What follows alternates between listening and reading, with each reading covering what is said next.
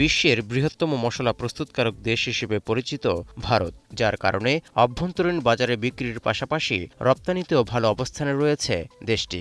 সব মিলিয়ে ভারতীয় মশলার বাজার ৪৫,০০০ কোটি রুপির। কিন্তু বিশ্বজুড়ে সুখ্যাতি থাকা দিল্লির মশলা ব্র্যান্ড এভারেস্ট ও এমডিএইচ এর মশলায় সম্প্রতি ক্যান্সারের ঝুঁকি আছে এমন কীটনাশক ব্যবহারের অভিযোগ তোলে হংকংয়ের খাদ্য নিরাপত্তা কর্তৃপক্ষ। স্বাস্থ্য এবং স্বাদের মধ্যে চমৎকার একটা ব্যালেন্স করে পীর প্রিমিয়াম আয়োডাইজড লবণ। এই অবস্থায় দেশে দেশে ছড়িয়ে পড়ছে ভারতীয় মশলা ভীতি, যার জেরে যুক্তরাষ্ট্র, যুক্তরাজ্য, নেপাল, সিঙ্গাপুর সহ আরও বেশ কয়েকটি দেশ তাদের মশলা আমদানিতে স্থগিতাদেশ দেয়। এতে পূর্বের অনেক রপ্তানি আদেশও আটকে গেছে ভারতের। এমনকি অভ্যন্তরীণ বাজারেও এভারেস্ট ও এমডিএইচ এর মশলা কেনা থেকে বিরত রয়েছেন ভারতীয়রা। नई मसाला एमडीएच और उसका तो मैं कर ही नहीं, जब से मुझे पता चला तो मैं इसे यूज़ ही नहीं कर रही हूँ, पहले करती थी।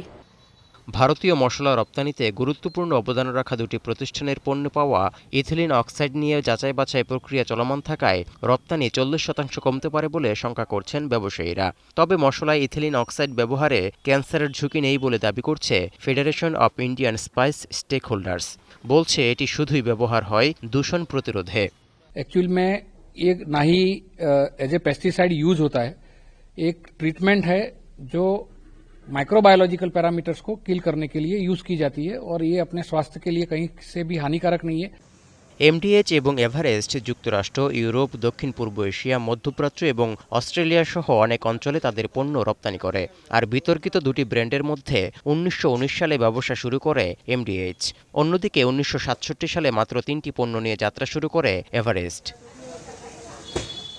তৌহিদুর রহমান, এখন বিশ্ব।